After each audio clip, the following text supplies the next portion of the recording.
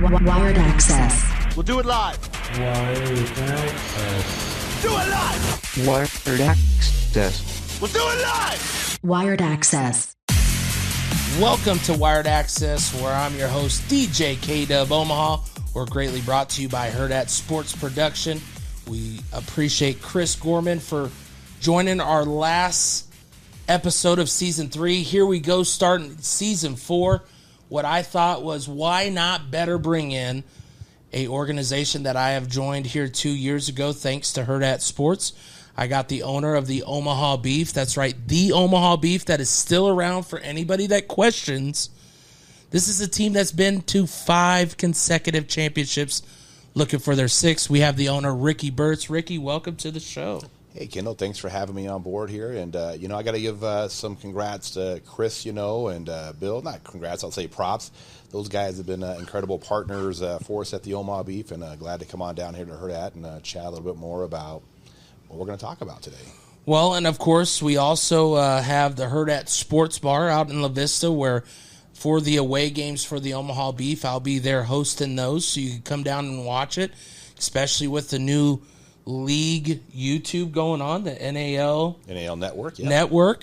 So that's going to be huge. There's going to be some other stuff as well. I mean, you can bet on our games live online during the game as well on mybookie.com. So,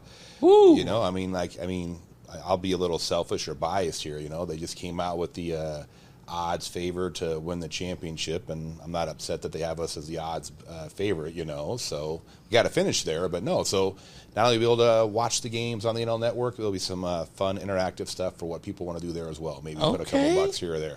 Don't be calling me at halftime asking for some insider tips or something like that. Hey, I'm looking at this over under for the second half. No, don't be calling me on that phone. That phone will not be answered. Of course, you've been around arena football for a while. You grew up in Alaska where football was not a thing. There's this our version of football if there would be hockey. You know what I mean? So can I ask then, with that being your source, how come hockey wasn't your number one, or was it your number one love growing up? I couldn't ice skate, Kendall. I mean, that's right. I'm just point blank is what it is. Like we would do. Through school, we do is it a floor hockey or whatever. So you have like the hockey sticks, and you're running around with a wiffle ball and everything. I was great at that, but the second you put the ice skates on, that's all she wrote. It's a wrap, So, I mean, I tried learning and practicing and everything else, but no, it just didn't have the skill set for it, I guess. Plus, I mean, I did a lot of other sports as well. I mean, I did basketball, wrestling, track, football, baseball. I mean, baseball was that was my thing for me growing up as a kid. It was baseball without a doubt. So, you of course get through your growing up stages, your sports. What turned your love to a fire when it came to football? What kind of grew that for yourself? I would probably, I always enjoyed football. I think it was probably around, sophomore, junior year of high school. I mean, my passion for football kind of really went to a whole nother level, I mean, I'd been exposed to it a little bit. Military brat, that's how I ended up in Alaska. My dad spent the majority of his service up in Alaska, but for a brief period of time, we lived down in Florida for about a year and a half, 2 years, and got exposed to college football. So, as you know, at the BCS party, I'm a massive Miami Hurricanes fan, but... You went from one extreme in Alaska to Florida, the total opposite extreme. Well, and on top of that, Kendall, I mean, we moved from Alaska down to Florida, and I want to say it was like 20 months. It wasn't 2 years. So we went Alaska to Florida, right back to Alaska. So, I mean, I'm like, why do we even go, so... When you grow up in Alaska and you move to the lower 48 states and you move to Florida, what was that like for you you moved during high school? Well, actually, no, I'm not that old. No, okay. This would have been in the early 80s. So I would have been like, 7, 8, 9, somewhere around that range or something like that, So. What all do you remember about the climate for yourself at a young age? Was that even on your mind? I mean, we're thinking about it now, but at that age, you probably just went with the flow. I know I did. I moved from here to the Netherlands and then to New Mexico, so I have the same Air Force kind of movement, just no extreme like Alaska. But what was kind of your thoughts growing up that you remember? Well, the weather wasn't a factor, like you said, as a kid. What really freaked me out more than anything, I grew up watching the Indiana Jones movies with my dad as a kid, and of course Indy's afraid of snakes, Well, Yeah. There's no snakes in Alaska. And then you go down to Florida and there's snakes everywhere, and there's all kinds of insects and all kinds of creatures with like 8, 9, 10. I mean, whatever. That's the part I did not like, There's insects in Alaska. I mean, mosquitoes, we joke around and call that the state bird, you know what I mean? Yeah. But there's like thousands of them. I mean, it's crazy how many there are. But that's probably the biggest thing I remember, just going on down and just stuff with snakes and everything else and all that. I was just so active outside doing stuff all the time or whatever. I just didn't pay much attention. And so whether it was in 80, 90, 100 degree weather in Florida or 20, 30, 40, 50 below in Alaska. Just kind of rolled with it, As kids, we're a lot more like Gumby, a lot more flexible. Just going through whatever. Go with the flow. You, of course, moved back to Alaska. How do you stick with the football or find, because in Alaska and at this time, it's not probably as prominent as it is today's age where we can find football on so many channels, so many opportunities. When you're in Alaska, I'm sure the coverage was not the top of ESPN's list. No, just because of the population base up there, there's only, I think like 500,000 even now that people that live in Alaska, and that's like half of Omaha. You know what I mean? Yes. For a state that represents almost 25% of the nation's landmass, it has less than 500,000 people. It's something like that. I haven't looked at it in a while, but no, I just think that when you're in an environment where it's winter the majority of the year, extreme weather on top of that, between snow and temperature and stuff, like you just find things to do to entertain yourself, and so I'd go through just different phases. I was really into bowling for a while, really good at it too. But from that, jamming out on the PlayStation, Xbox. I had this is back whenever having DVDs were popular. I had probably a miniature Blockbuster video at the house and stuff like that. Something to take time, and pastime. Of course, also living up there, you had to deal with the environment as far as light and darkness. For me, it just, when you grow up in that, I don't think you really notice much of a difference, for full transparency, Now, I know that people that would transfer in for the military all the time, the military was smart about it, did a lot of it during the summertime, just because, like, with darkness, and they do talk about depression, like, they talk about all these things, I hear about them, but just, I never was exposed to that. I just kind of rolled with it, you know what I mean? Because, again, it was what I knew the majority of my life, Now, you try taking me back up there now, I'd probably struggle with it, and I still have a lot of friends up there. It was home and everything else, but Kendall, I ain't going back unless it's to visit, man. What city was it that you lived up there? North Pole, Alaska is what it is, It's, I graduated from North Pole High School. There's a North Pole High School and everything else, so. I only know about North Pole because I dispatched for Alaska, and Alaska's the only state for what I do with medical dispatch where anybody can call you because, of course, the scarcity of people around you. Right. So as long as you could call us, we could send, and I've used Google Maps, thank you, Google, the red barn roof just down the road. Like, that's how serious it is, because you're dealing with a wilderness, you're dealing with the area that isn't like what you pull up on your Google Maps on your phone nowadays where you're like, you see so many details. You have some details out there, but you don't see all the roads and all that. They don't have a Google car that's driving every single road in Alaska like they do nowadays here. It's just, even to this day, people don't understand how some of the technology and all that isn't just the same going up there. I would agree with you, but also, too, there are, so you know this, I drive down to southwest Kansas every other week to go visit my youngest son, and, it's flat, Kendall. Like, there's no peaks and valleys or whatever. It is flat. The closest thing to like a hill would be like a miniature speed bump or whatever. But and I've been doing that drive ever since I moved here in 2018. So I don't know, it's been a lot. Probably a couple hundred times, and I know where every dead spot is and everything else. And so, like, calls drop, no reception and everything else. And they always, it's technology and towers and everything else. I can drive from Fairbanks, Alaska to Anchorage, Alaska, which is 350 some odd miles, and you're driving like through like where Mount McKinley is. It's Mount McKinley, not Denali, You know, you're driving like high up and low and you won't lose cell phone service at all. So see, that is crazy to hear that. Yeah, I mean, like you think a place that's flat down in the lower 48, no issues at all. No, man, there's tons of dead spots between here and Kansas. And so I know that, hey, there's probably some technology, but I guess it makes sense if people get broken down, they're stranded or something like that in the middle of nowhere, you know. I mean, so I don't know. When did you move back to the lower 48 states? So my brief time going from Alaska to Florida and back, that was back in the early 80s. And at Alaska, I'd been home until 2013.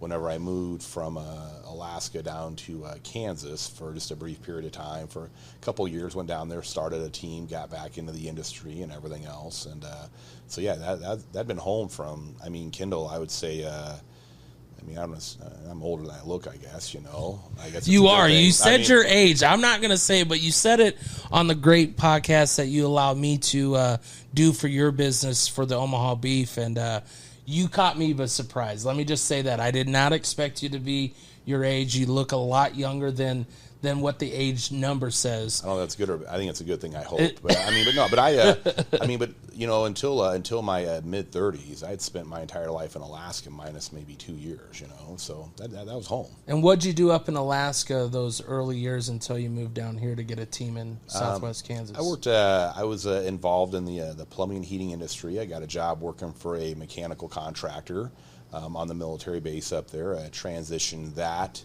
into working for a company called Ferguson Enterprises. A lot of people have heard of them. They're massive. They're huge. And I got into the distribution side within the industry. I enjoyed it, made a lot of great connections, a lot of friends, ended up becoming the branch manager there for the business and stuff like that. But, you know, it's something that I enjoyed. I had a lot of fun with, but I don't know if there was the passion there for it until I started getting involved with football, and I kind of really found my calling with that. But, you know, I mean, it's my story and stuff like that. I went through a really ugly divorce, you know, ended up having to, you know, sell off some assets and stuff like that, going through that whole process, and ended up my team was one of those things that happened, you know, and then and what team was up there? What team? Fairbanks Grizzlies, yeah. Okay. And so, but it gave me a chance to go on ahead and when the dust was settled and stuff like that, after that was all done, I was still involved in the indoor football business some, and actually, I went down to Southwest Kansas and started a team down there to Dodge City Law. So,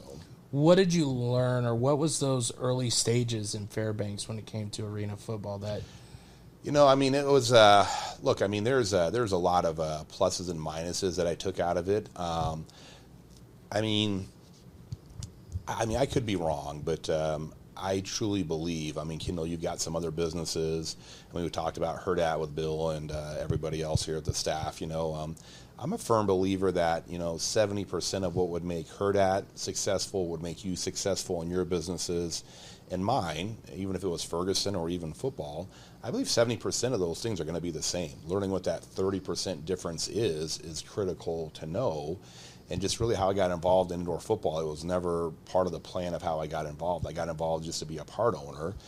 In the matter of like 2 months, I owned the whole team. Wasn't the plan at all. Was even being an owner, was that a part of your plan when you decided to join football? Well, I mean, no. I mean, I was gonna be a part owner. One of the local guys, the guy that owned the majority owner of the team, actually lived down in Texas and stuff like that. And he enjoyed the sun while you were up there working. Yeah, I got you. Yeah, I lived in Corpus. I lived in a nice place in Texas. Oh too, yeah, you know? yes. I mean, really, I've never been down there. I've seen lots of stuff. It's really nice, but just it was never part of the plan. Ended up. Getting involved in the team, ending up owning the whole team, went to league meetings that, ironically enough, were here in Omaha, Nebraska, when we created the IFL, the Indoor Football League. And like Kendall, I walk into the room just trying to keep my head low and everything else. And, you know, I mean, Jim Kelly and Thurman Thomas are part owners of the team in Rochester, New York. Jim McMahon's part owner of the team in Chicago.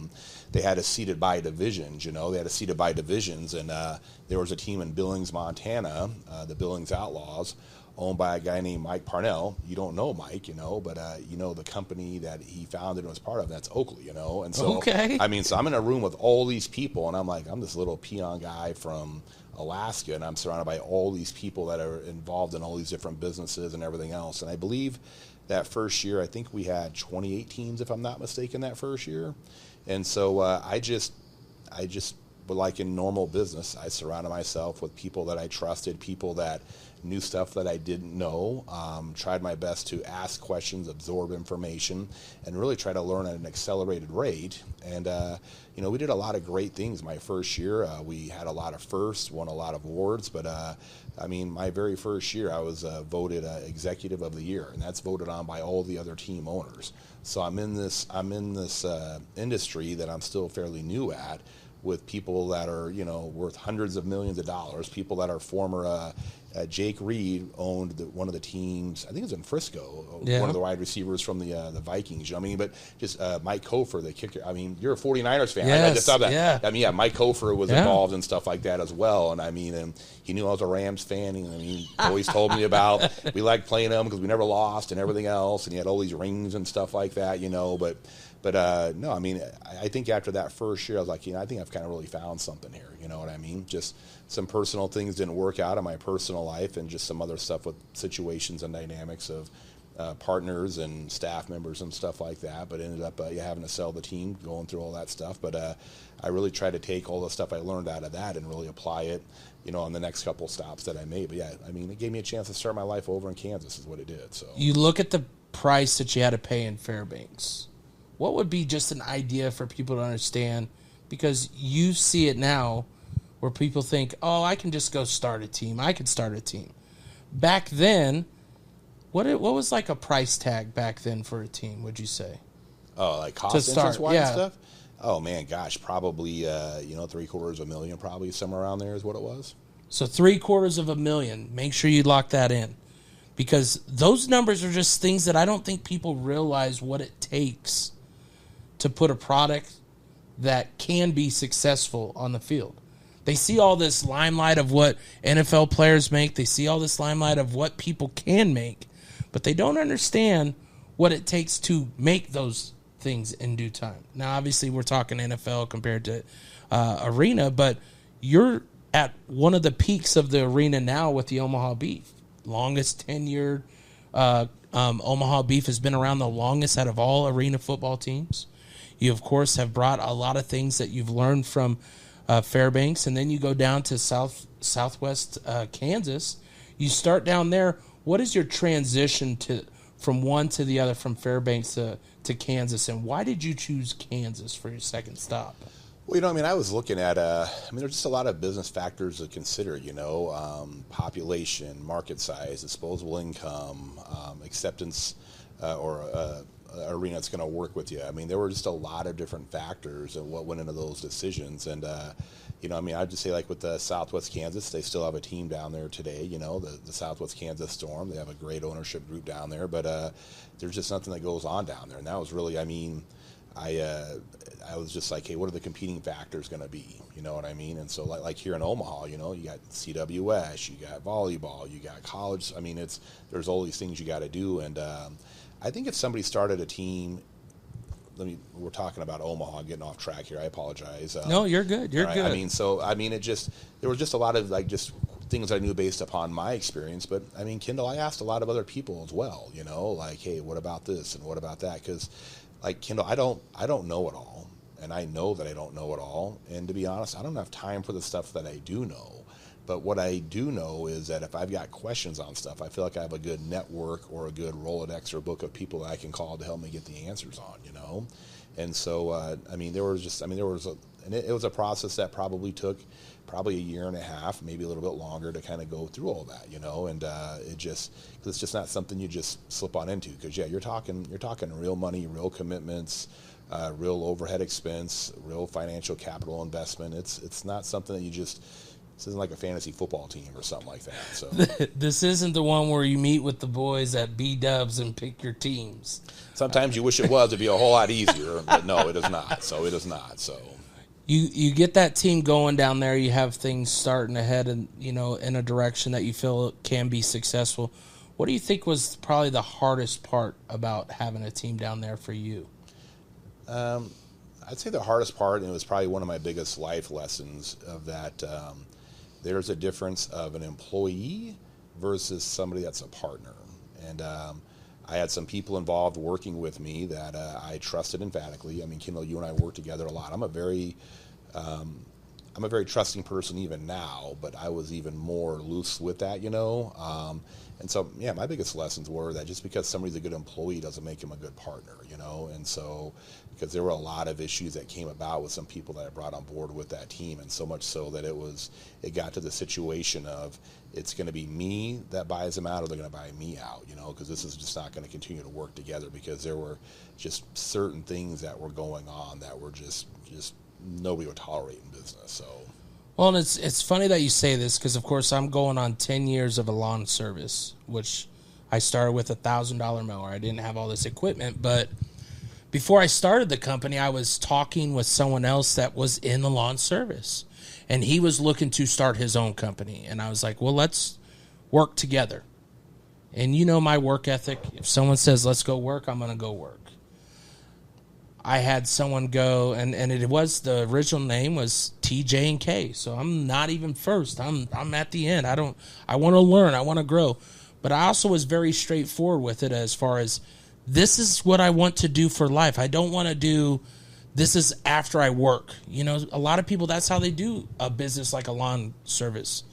They do their main job during the day, and then they'll go mow lawns to finish their night. They'll get home 7 or 8. I got 4 kids. They're all in sports. I'm also trying to coach sports. I can't do the after work to do work. And I had someone ask, hey, could you come do a cleaning? I need it during the day. I went and did it, and all of a sudden, this person decides to go, you're trying to take money from what we're earning. And I'm like, what? So I totally understand where you think everybody's on the same page, but when you're dealing with money, same pages turn quickly. 100%, I mean, and again, it's in the past of what happened Yes. down there with them and stuff like that, but that was the most valuable lesson that I learned. And so it just, because, it was one, you heard me say this before, it's the people you least expect that disappoint you the most. And that was a reoccurring theme down there for me. Well, then, of course, Omaha comes up for sale. How did you find out about it, and kind of what was Omaha ever even on your mind through your time? It wasn't, but still being involved in the league and doing stuff with the league, it came on about, and there was a friend of mine, Richard Davis, that had a partner, Craig, that was looking at kind of starting a couple franchises in Omaha, and Craig was going to do Oklahoma as well. And so between some conversations with Craig and everything else, it seemed like a good fit. And it was one of those situations where I got out of being an owner of the team in Dodge City. Had been out for just a brief period of time. Well, then an opportunity came about to go run the team in Salina. So I went there and I was there for about 1.5 years. And we just finished our first year. We had a great, I'll say to this, in my opinion, the greatest turnaround I've ever done, from what I came on in to what I left it with. But I was telling myself, if I'm going to work this hard, if I'm going to do this much work and everything else, I might as well get back into owning my own team all over again. And through a series of circumstances and situations with the owner of the team here in Omaha, the team came on the market to be available. Of course, there were multiple people that were looking into it, but ultimately the gentleman that we purchased the team from settled on our offer and everything else. And that would have been it was like October, November of 2018. So we're getting late into the year, and it was like warp speed getting up ready to go 4 or 5 months later, because I will commend Rich that he didn't do anything. He wasn't out selling stuff, people taking anybody's money, whatever. Just people were kind of getting nervous or antsy because nothing was going on. But Rich had made the decision that I don't know if I'm going to do this or not. I'm just not going to go out and start doing this stuff and then have to shut it back down or whatever, So he did the right thing in that regards. But this has been home since I'll call it the fall of 2018. And Kendall, I mean this. This is one of the best decisions I've ever made. Because this has been fantastic. I love living here in the Midwest. There's a thing to be said about Midwest values. And I'll say this. We're a population base of 1 million people. It doesn't feel like it to me. No. I'm not a big city guy. I've never have been. But I'm not saying they're going to put me in the ground here, but I really, really like it here. And from a business standpoint, things have continued to thrive and grow, and we're just continuing to work on getting better and better and better. And Omaha's and even Nebraska and part of Iowa has embraced us fully, and so it's been a tremendous decision and choice that I've made, unlike some in the past. You, of course, look at the move to Nebraska and to Omaha. What do you remember about your first time when it came to moving up here, and what was kind of going through your head? What was some things that you saw previous that was working for what Rich and them were doing, and what was some things that you're like, we've got to, you said it already on the part of having to move fast, but I think some of the fans and the people who follow Beef, they don't understand what you mean by moving fast and what all this entails. I think there's so much behind the scenes, and not in a bad way, like behind the scenes of things that you as an owner have options. You can go, let me try to find someone, but not everybody is going to do what you want to do and how you do it, and you got to find the right people. But then also to get a business going, it's the partners that you have to build, the relationships that are going to matter from 2018 to today. So what's the question then? I mean, the question is what was kind of your first thought when you came in, and what's the first thing you kind of hit the ground running? So the first thought, as you've already mentioned, they're the longest running franchise in the United States. They received a tremendous amount of support even when things weren't good on a win-loss record standpoint. They had a ton of, I'll call them ambassadors. People have been involved with the organization for 10 plus years, maybe even longer. People from the rump roasters, Moose, as we know, there were several rump roasters. There were like people like Sam with the Prime Dancers, that have been around for 10 plus years. And so, and even like from the fans, there are some people that have been season ticket holders since day number one, back in 2000, back in the Civic days. So for me, the first thing I was a little bit worried about was just I'm this new out-of-town guy coming on in and taking ownership of something that is part of their life. And I would not have faulted people for being nervous and apprehensive about it, because in the past it had always been some Nebraska person doing this, and now we're this guy from Kansas and Alaska. What's going to happen? What's going to take place? And so I had always taken the approach that I've been put at the head of the table and in charge of something that means so very much to so many people, and my number one goal was to get them to trust and embrace the changes that I was going to do. And I told them, I said, look, guys, and Kendall, I mean, again,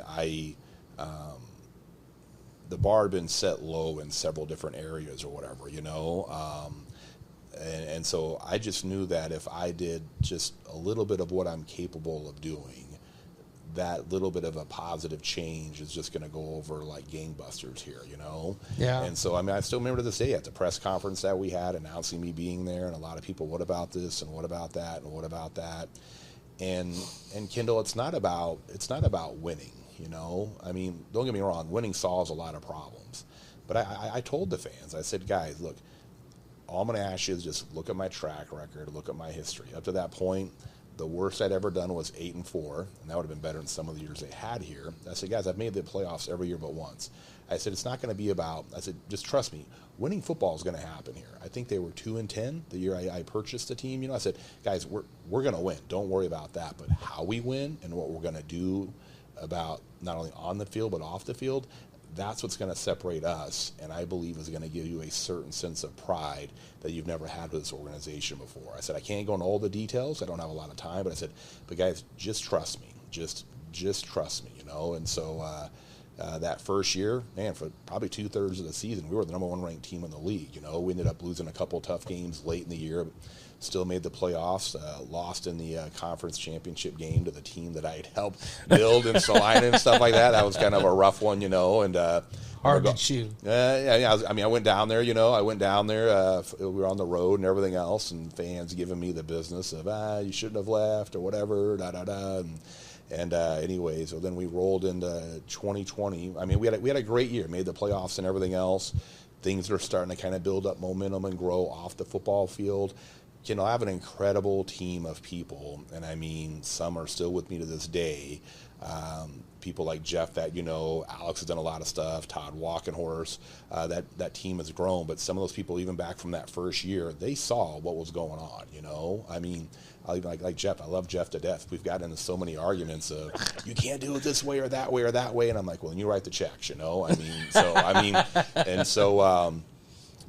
we go into my second year, which was COVID. Don't want to talk about that. That was a really, really expensive, rough year because of us not being able to play at all. We played one game and that was it. But then, we rolled into 2021, which I would call my second year technically. And Kendall, I did in my second year what they couldn't do in the previous 21 years, and that was win a championship. So my second year, Omaha is the longest running franchise in the United States, but it was also the longest running one without winning a championship. And so I'd say ever since that, I mean, it's really kind of accelerated at an exponential rate on top of that. And now the buy-in from people of what it is that we do across the board is just tremendous.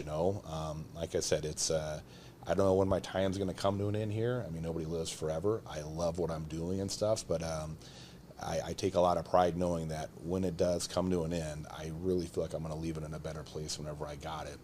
And that was made possible by the people that were fans through the thick and thin, the people that came on and supported us on the field and off the field, and just trusting in what it is that we're doing.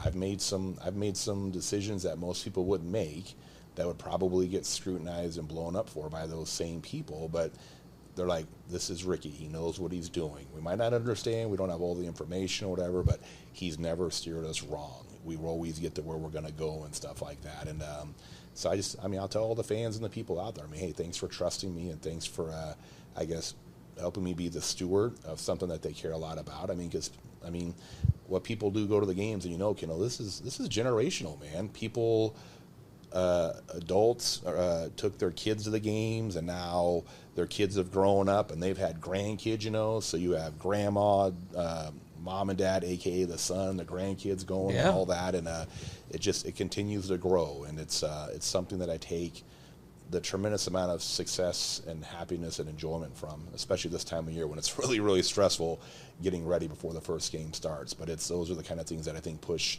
all of us in the organization. And like I said, Kendall, I get a lot of credit about what goes on, but I have a tremendous team of people that really help make it go.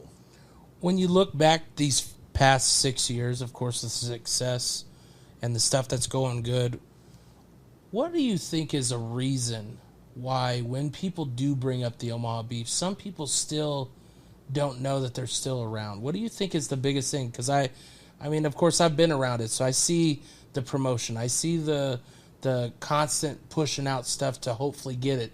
Do you think it's the technology that we live in today? Do you think it's the area? What do you think is the thing that would make it where people still don't believe that you guys are still around? I think it's one of those things. I use analogies all the time, and I grew up playing Madden football like crazy, you know what I mean? I can't remember the last time I've played Madden on the PlayStation or Xbox, but I'll be at the store and I'll see a Madden game or, oh man, it's still around, you know what I mean? I think people kind of go in and out of phases, you know what I mean? Like it's probably one of those things, Kendall. I mean, you know me, I love to eat, man.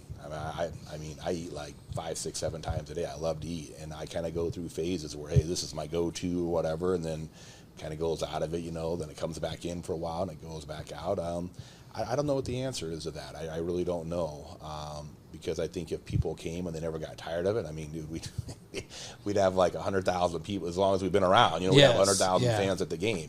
But I don't know if I have an answer to that one. I just think times change, people's interests change, people's life priorities change. But the one thing that I will say about the people that are surprised about us still being around, I don't know if I've ever met one at all that's like, man, those games were a blast, man. We had a lot of fun back in. I very seldom, I don't know if ever, I guess it could happen, but I don't know if I've ever talked to somebody, Kendall, that has not talked about a positive experience of what they've had, And then even more so now, I am so thankful for the people that were in the driver's seat before me, from, talking about Rich and the noddles and the clim shots and all those, because it's almost kind of like passing the torch, I guess you could say. We are where we are today because of them. But I mean, I'm going to tell you, Kendall. I mean, I think we put on a show like they never have before, and so I think people that used to come like several years ago, it's been a while since they've come, and then they come now, they're like, oh my gosh, this is. I mean, I just think it's. I like to cook. I'll take an Emerald Lagasse. We've taken it up a notch. You know what I mean? So. Oh, well, I know since I've been there, that's the one thing that I always stress. There's some big key points. One, it's family orientated. Two, it's always live action. There's always something going on. Three, it's never a dull moment, and the fans there that have been there for a while, they're the ones that make competitors feel like you're adding noise. That is like the adrenaline that keeps feeding the beast, the players, and I'm pretty sure for you, when you see what is around you, even through all the stress that you go through, you go, this is what it's about. This is what I have worked so hard for, especially with making your connection with the community.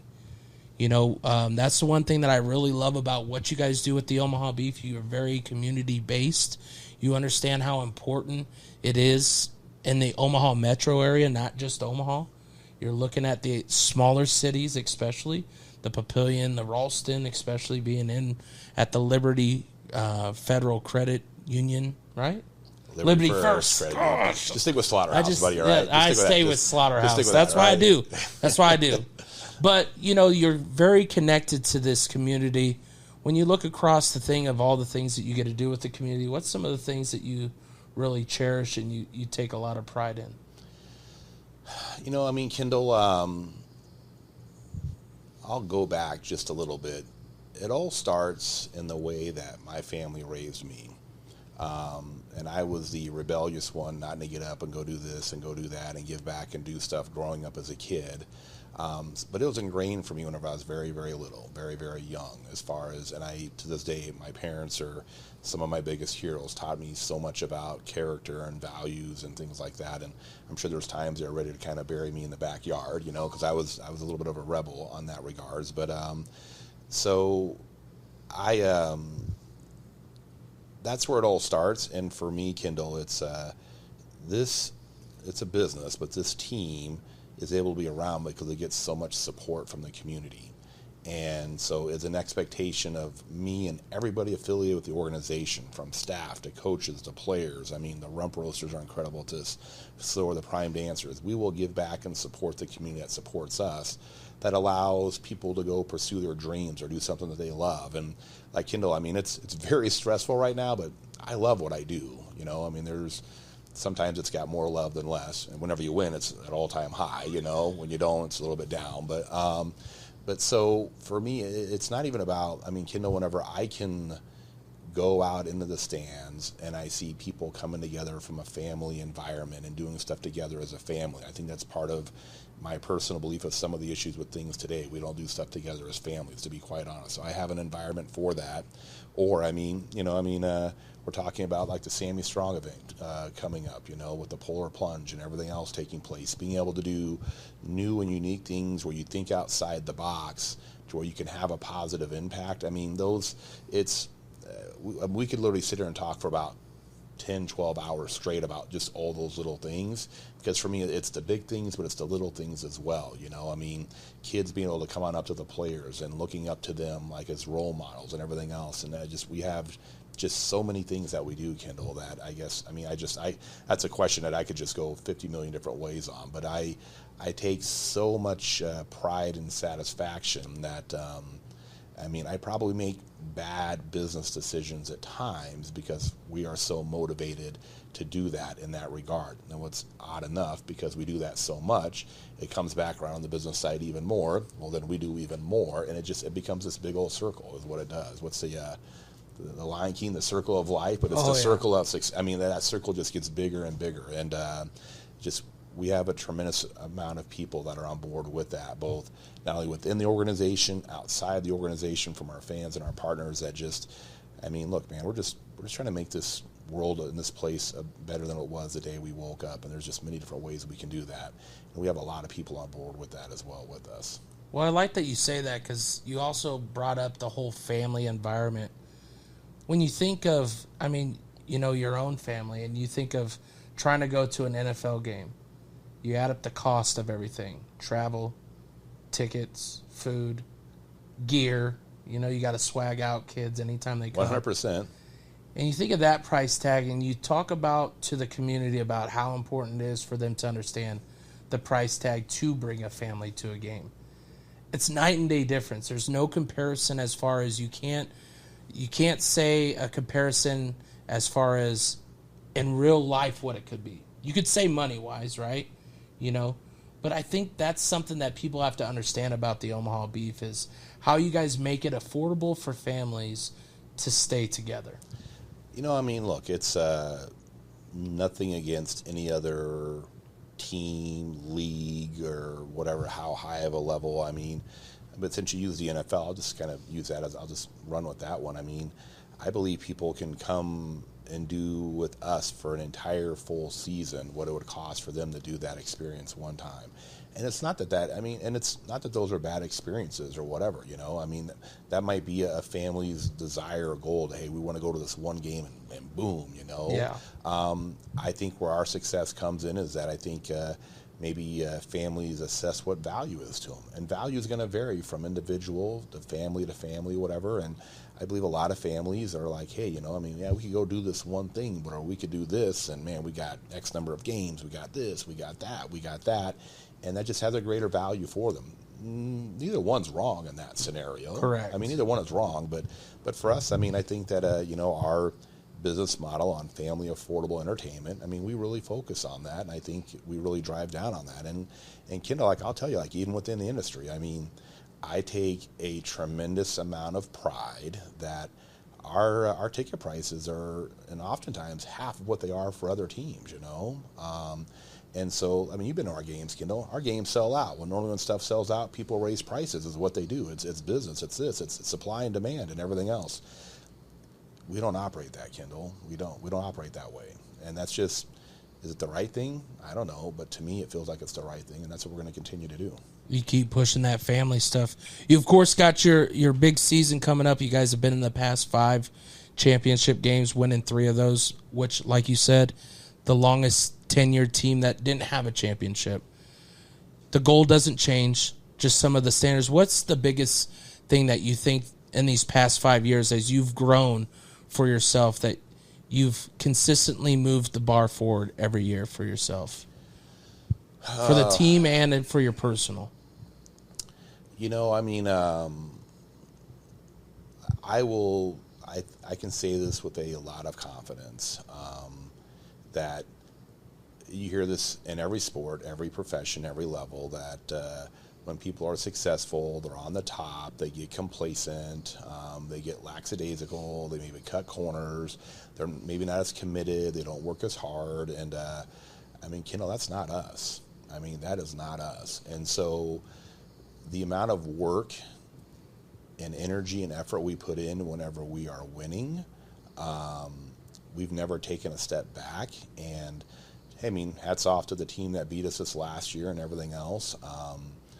It leaves a sour taste in your mouth. And Kendall, I'm going to be honest, that pushed us even harder. I mean, like we've never backed off. We've never taken our foot off the gas on anything, you know. And if anything, since I'm using the gas analogy, you know, I mean, I think we kind of pushed our foot through the floorboard to put our foot down even harder on what we're going to do, because again,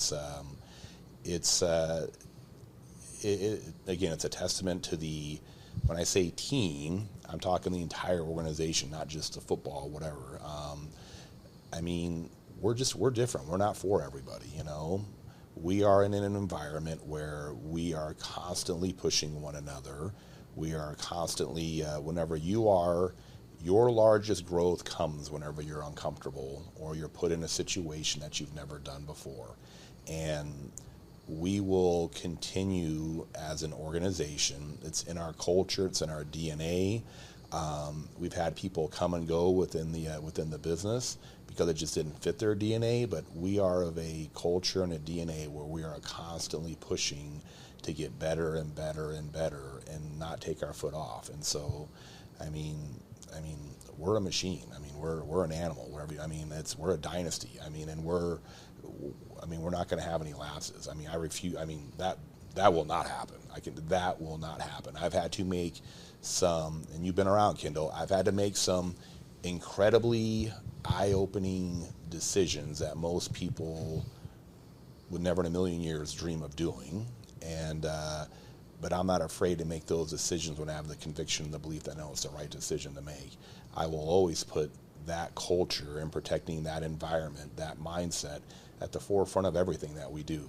And through all that, that's what's going to push us. So to answer your question, it's going to be, it evolves and it changes every single day, every single week, every single month. And it definitely changes coming off of a year whenever you don't meet the goal of what you're expected to do. And I know that we did not hit that goal. It wasn't because we decided to take a breather or take our foot off the gas. It just, if anything, it's forced us to push down even harder. So I love it. Of course, you've been around and you've seen a lot of owners, big name owners. We'll just say you're a Yankees fan. You got Steinbrenner. You got Jerry Jones. When you look at owners like those that you've seen in the industry of being a team owner, how do you feel like you relate yourself to some of the things that they do right and some things that make you different? Well, I would say specifically in regards to those two, they're not afraid to think outside the box. They are not afraid to challenge the norm or the standard. I mean, like I'll say it. Jerry, for better or for worse, Jerry changed the way people thought about the business. Because up to that point, it was, this is how it's going to be. This is how we've always done it. This is how it's going to, and he came in and he changed that upside down, And now, you look at it now, I don't care for the Cowboys, we all know that. Yeah, we know that. I mean, nothing against them, but I admire the fans that are diehard Cowboy fans and stick with their team through and through. But if you look at it nowadays, everything that the NFL is today, I'll tell you, Jerry Jones has probably been the biggest single influencer over the last 3+ decades. I don't really think you could from in the football business, in the baseball business with the boss, the big boss as we like to call him, me being a Yankees fan. I think George Steinbrenner just said, I'm going to do it my way, and there's not a damn thing you're going to be able to do about it, And I know a lot of people were mad, a lot of people were upset or whatever, and he was just like, well, you can do this as well if you want, or you can try and stop me or whatever. But I just think that, I think from Jerry thinking outside the box, because that's what he did, thinks outside the box too much sometimes, I think. That's just my personal opinion. But I think with the Steinbrenner, I'm going to do it my damn way attitude, This is how I'm going to do it, and if you don't like it, then you're SOL. I was going to say something. Just take it or leave it, And so I would say with both of those individuals, they have made a lot of good choices. They've made a lot of bad choices as well. I'll say particularly with Steinbrenner, though, I think he learns from his a lot quicker. What I mean? But nothing against Jerry Jones, but that's what I take away from those two. And now, now, like if you look in like with baseball and how the landscape is changing astronomically. The Dodgers are. They have decided to be the next major sports franchise that has broken through on a different kind of level. And so there's a lot of things that I read, I research, I study on, I take bits and pieces on, ask a lot of people around myself. I'll say his name, Don Igo. Don Igo was one of the general managers of the Omaha Beef back in the day, Don is not only a personal friend, but he is a tremendous resource. The guy ran the Nighthawks when they were successful, and look at all the stuff that they did there and everything else. So whenever you have that network of people that you can pick up the phone and call and ask questions on, yeah, absolutely, I'm going to. And look, I'm not always right and they're wrong. I don't pick up the phone, and I'll just use Don. I don't pick up the phone to call Don trying to get him to agree with what I'm asking him. I'm going to call Don and ask him a question, and he's going to tell me legitimately what he thinks, yes or no. And that's, I think, in my opinion, a lot of successful people, not saying it's a lot of people that seem to have a lot of success, they're not looking for yes men. They're not looking for people to agree with them, because I run into that situation all the time, even within our industry. Like, I learned very, very quickly, is another team owner calling me because they really want my opinion, or are they just seeking this approval that has this magic epiphany for them that, well, if Ricky agrees with it, then it's even better, you know? Yeah. Because they're going to do whatever they want to do regardless, and that's not us. Well, we got your 2026 season starting here this Saturday. You, of course, got your Polar Plunge tomorrow, thanks to Sammy Strong. Yeah. Well, not only Sammy Strong, I got to just give all the shout outs. I mean, it's Callie with Bison Heart Group, Holly and the whole team at Elevate, Mark at Redbox. I mean, and even Brooke down at the arena. I could not have done it without them. The Ralston volunteer fire. I mean, I can go on and on about all the people that have made this happen. And that's just a true testament to, as an organization, as a community, of the things that we rally around behind. And I'm just thankful to kind of take our platform and bring something like that to the forefront as well. So, yes. So if you're looking for something to do tomorrow night, come out. Come jump in, because I'm not getting out of it. 7. Come jump in with me, you know. And if we go beyond 7, it'll be all right. That's the goal. You, of course, are preparing for this Saturday. First home game preseason. We know what happened last year. What's the thoughts on the docket for you, and how do you control what you have to do, and how do you kind of keep a little separation between owner and the team doing what they have to do? Look, I don't get involved in the football side unless it's really, really good or it's really, really bad. Brandon Negron not only is one of my closest friends, but I'll say this, I mean, he will be the first coach that I will win multiple championships with. It's going to happen. I mean, that guy is not going anywhere unless he decides he wants to, and hopefully I do enough stuff to where he doesn't want to go anywhere, you know. But, you know, I mean, like, I get involved on that side of the business normally under those two kind of circumstances. And look, I mean, I would say with what happened last year at the game and everything else, I mean, that was, I'll call it an eye-opening experience for me, because, okay, I have some information now, what's going on, what's happening, and so what kind of additional insight do I need to look into for this and this and this, and I mean, that's how just everything goes in the business world. But no, I'm excited about the game. You know, it's kicking off another season. You know, I mean, we're ranked number 1 in the preseason poll. We're the odds-on favorite on betting odds to win the league championship, but we got to finish there. I mean, we've got to finish there. And look, I am all about, I mean, the first game this weekend, I mean, I'm about the spotlight being on us. You know, some people will cave. Some people will cave under that pressure, those dynamics, that scrutiny. I mean, all that. And it's not that they're bad people. It's just we want ones that are going to thrive and be at their best under that environment. So, again, I'm ready to kind of get the season going and hopefully make it for I don't say hopefully, but an expectation of making it for a 6th straight championship game. And, you know, we get there, we'll see what happens, because the league is very, very competitive this year. There's a lot of great teams there. It's going to be a difficult task to get there because we get everybody's best, but the expectation is for us to be there and competing for a championship at the end of the season. That all starts with our first game this weekend. Well, thank you again for your time. Thank you for showing my following of multiple different assets, whether it's preps looking for future things to do, whether it's parents understanding what things it takes for people to achieve higher things, whether it is people who are thinking that they can do what owners do. All that matters to me is we connect with one person, and especially make sure that Beef Nation knows that, you know, Ricky's here to stay. I greatly appreciate you having me be a part of the team and really help show Omaha more and more of what Omaha Beef football is about. It's an honor. I appreciate Hurrdat Sports. But make sure to check out beeffootball.com. Get yourself some tickets. Call down the office. And I promise you, it's just like many say, once you go to a game, you're hooked. You're in. You're wanting to do more. And they go, when football season ends, it just begins for them. They're the spring football that is around here locally that you can go watch. And guess what? You know when that's cold, rainy, and all that outside, you know what it isn't in there? It's not that in the stadium. come down to the Slaughterhouse this Saturday, 7 p.m. kickoff, right? 6:30. 6:30 kickoff. See, I got to know these things. I get there early. I just have to know that part. But make sure to check them out, and we'll see you on the next episode of Wired Axcess Podcast. See ya.